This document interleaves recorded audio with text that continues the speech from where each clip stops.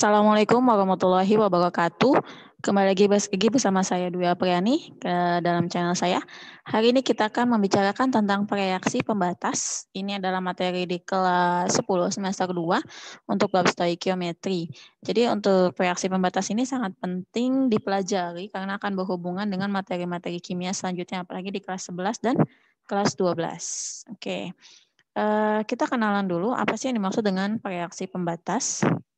Nah, reaksi dalam suatu proses kimia yang habis terlebih dahulu. Di sini yang perlu digarisbawahi adalah reaksi pembatas itu habis terlebih dahulu. Jadi zat yang habis terlebih dahulu dalam suatu reaksi kimia itu disebut dengan reaksi pembatas. Untuk menentukan reaksi pembatas itu, hal yang harus dilakukan adalah ini membandingkan mol-mol zat yang direaksikan sesuai perbandingan koefisien. Jadi molnya kita bagi atau kita bandingkan dengan koefisien. Lalu ambil yang paling kecil. Perbandingan yang terkecil itulah yang merupakan reaksi pembatas. Oke, di sini ada CH4 dengan oksigen atau O2. Kita kalau misalnya kita mau menentukan pembatas, berarti kita bagi dulu sama koefisiennya. Di sini koefisiennya kan 1 karena nggak ditulis ya. Ini kalau koefisiennya kita bagi, dapatnya 2. Sedangkan 3 dengan 2 dapatnya 1,5. Nah, di sini yang lebih kecil adalah O2. Maka pembatasnya adalah O2. Seperti itu. Oke, kita langsung masuk ke contoh. Di sini ada contoh yang pertama. Pada temperatur dan tekanan tertentu, 2 liter gas metana dibakar secara sempurna. Nah, ketika ada kata-kata sempurna, dibakar secara sempurna, itu menandakan kalau habis metananya. Metananya atau zat yang dibakarnya itu habis. Sempurna itu berarti sudah habis oleh oksigen. Nah, kalau misalnya kita tuliskan reaksinya menjadi CH4 kalau dibakar ditambah O2 membentuk CO2 dan H2O, uap airnya ya. Nah, kalau ada suatu persamaan reaksi, kita harus setarakan terlebih dahulu. C-nya di sebelah kiri cuma ada 1, sebelah kanan cuma ada 1 berarti sama. H-nya di sini ada 4, sedangkan di sini ada 2. Supaya H-nya menjadi 4, makanya di depan H2O kita tambahkan angka 2. Nah, sedangkan O di sebelah kiri, O-nya ada 2. Nah, sebelah kanan di sini ada 2O, di sini ada 1 tapi depan ada angka 2. Jadi di sini dikalikan. Jadi sebelah sini O-nya ada 2. Di sini O-nya 2, di sini O-nya 2, di sini O-nya 2. Total di sebelah kanan ada 4, sedangkan di sini cuma ada 2. Supaya jadi 4 kita kasih angka 2. Nah, seperti itu. Nah, selanjutnya kita lihat yang diketahui di dalam soal. Di dalam soal, di sana diketahuinya 2 liter metana, ini 2 liter. Karena volume ya, kita menggunakan hukum Avogadro dalam stoikiometri. Ini sebagai pembatasnya langsung. Kenapa? Karena dia habis. Dibakar sempurna. Itu berarti dia udah habis. Berarti kalau ditanya siapa pembatasnya, yaitu jawabannya CH4. Nah, berdasarkan hukum Avogadro, kita tinggal menggunakan koefisien saja. Di sini koefisiennya 1, ini 2, ini koefisiennya 1, ini koefisiennya 2. Berarti perbandingan volumenya 1 banding 2 banding 1 banding 2. Ketika CH4 2 liter, otomatis ini 4 liter, ini 2 liter, ini 4 liter. Karena perbandingan koefisien. Kalau ditanya berapa liter gas oksigen yang bereaksi, otomatis jawabannya adalah 4 liter. Berapa liter gas CO2 yang terjadi? Berarti jawabannya adalah 2 liter yang di sini. Berapa liter uap air yang terjadi? Jawabannya adalah 4 liter. Oke. Di contoh yang kedua tidak jauh berbeda sebenarnya dengan di contoh kedua tidak berbeda jauh dengan contoh yang pertama tadi. Oke, di sini reaksinya kebetulan sudah setara karena sudah ada angka 2 di HCl. Saya tuliskan kembali.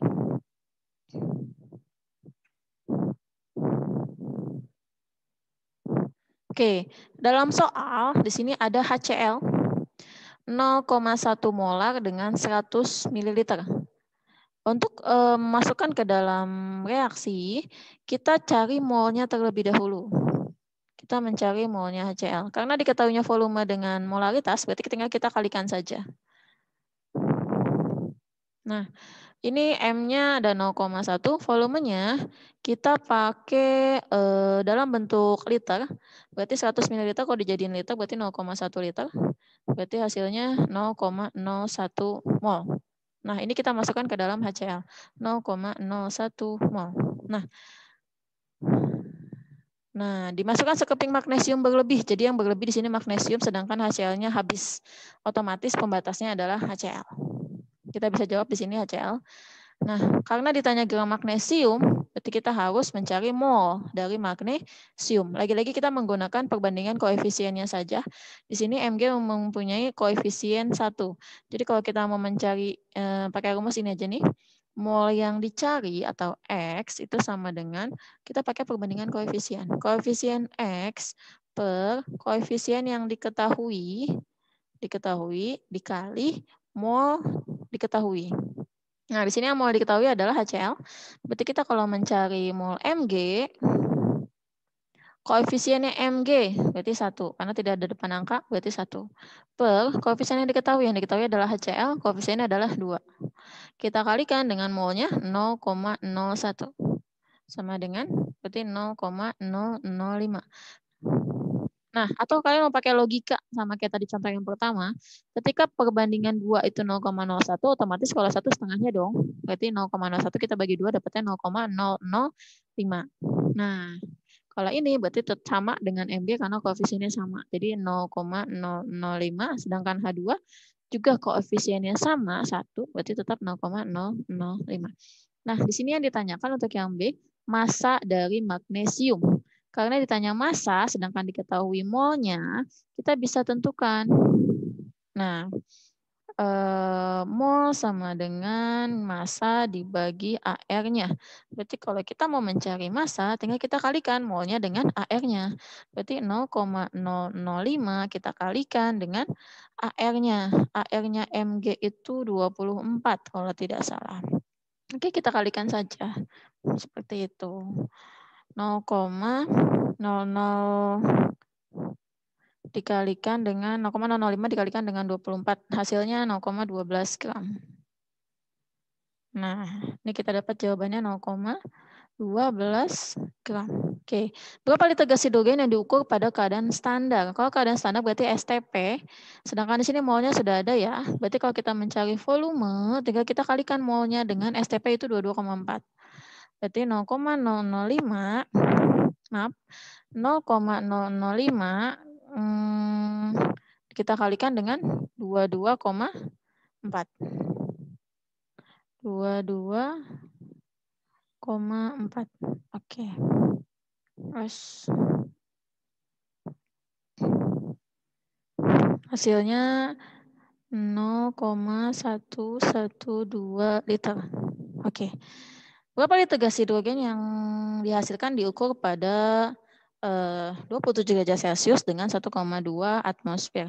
Nah, kalau nomor yang D itu berarti kita menggunakan rumus PV sama dengan nRT.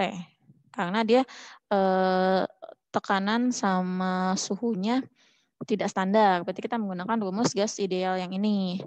Nah, ini kita masukkan P-nya 1,2, volume yang ditanyakan. Molnya pakai ini, molnya H2 0,005. R-nya kita menggunakan ketetapan gas 0,082. Sedangkan suhunya 27 derajat Celcius kita berubah menjadi Kelvin atau menjadi Kelvin ya, tambah 273 jadi 300 Kelvin. Kali 300 Kelvin. Oke. Nah, tinggal kita hitung saja, berarti 0,005 kita kalikan dengan 0,082, lalu dikalikan dengan suhu 300, langsung dibagi dengan ATM-nya 1,2 atau tekanannya. Nah, dapatnya 0,1025 liter. Oke, untuk nomor 2 seperti itu.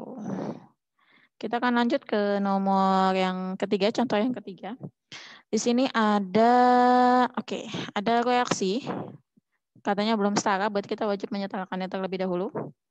L2O3 ditambah HCl menjadi LCl2 ditambah Cl2 ditambah H2O. Oke.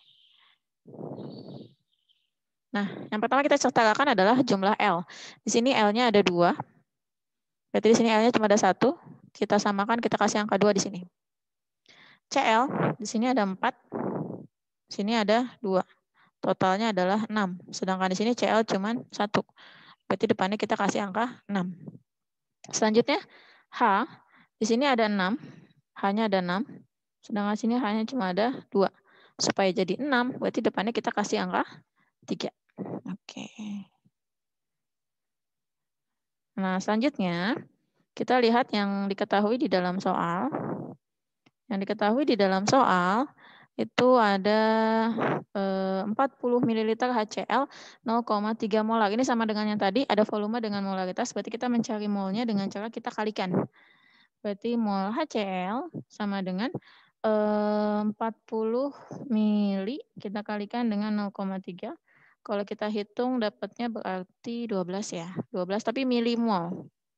Karena ini dalam bentuk mili. Nggak apa-apa, kita masukkan saja 12 milimol. Oke. Sedangkan di sini diketahui LCl2 yang ini 0,44 gram. Yang ditanya adalah AR-nya. Nah, karena yang diketahui molnya hanya 1, kita tidak bisa mencari mol ini karena belum ada AR dari L. Berarti dianggap bahwa HCl-nya ini, nah ini ada kata-kata sempurna. Berarti HCl-nya ini telah habis. Jadi HCl ini sebagai pembatasnya. Nah, yang kita cari adalah sini molnya. Nah, kita mencari molnya LCl, kita pakai yang tadi, mau pakai perbandingan. Mol LCl2 sama dengan koefisien LCl2 2 dibagi koefisien yang diketahuinya adalah HCl 6. Lalu kita kalikan dengan molnya HCl 12. Ini kita bisa coret. Hasilnya adalah 4 milimol. Karena tadi masih dalam bentuk mili ya. Oke, 4 milimol ini kita ubah dalam bentuk gram. Karena di sini diketahui gramnya 0,44 gram. Berarti kalau kita masukkan, mol sama dengan gram per ml. Molnya kita masukkan 4 milimol. Nah, gramnya kita ubah dalam bentuk miligram supaya sesuai sama milimol yang tadi. Berarti kita kalikan dengan 1000, 0,44 menjadi 440 miligram. Kita masukkan ke sini 440 per ml. Ini kita bisa coret nih, jadi 11. Nah, berarti MR-nya sama dengan 110. MR 110. L tambah CL-nya ada 2, itu menjadi 110. Sedangkan CL-nya itu ada 35,5, kalau kita kalikan 2, karena ada 2 CL ya. Berarti sini 71. Nah, berarti kita bisa mencari nih. L-nya itu tinggal kita kurangi 110 dengan 71.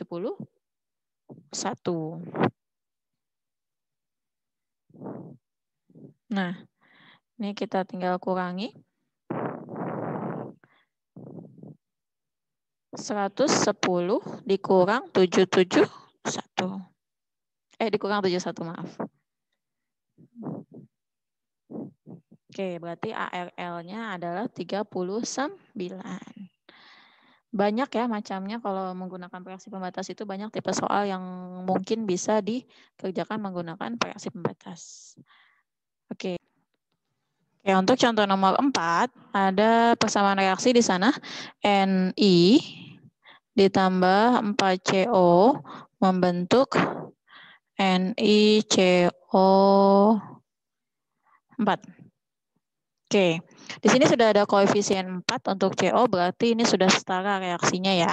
Oke, diketahui di dalam soal ada MR-nya. Lalu suhu ini tidak digunakan.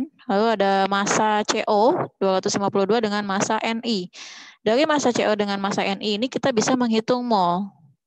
Molnya CO tinggal kita bagi massa dengan MR-nya. CO memiliki MR, kita lihat nih di sini karbon monoksida, MR-nya 28. Nah, untuk Ni juga sama, kita bagi mol Ni 118 gram, kita bagi dengan MR-nya 59. 252 dibagi dengan 28, ini hasilnya 9. Untuk 118 dibagi 59, itu hasilnya 2. Ini 9 mol, ini 2 mol. Ini kita masukkan ke dalam reaksi. Di sini kita tuliskan 2 mol, lalu untuk CO kita tuliskan 9 mol. Nah, ini kita mengenal keadaan mula atau keadaan awal.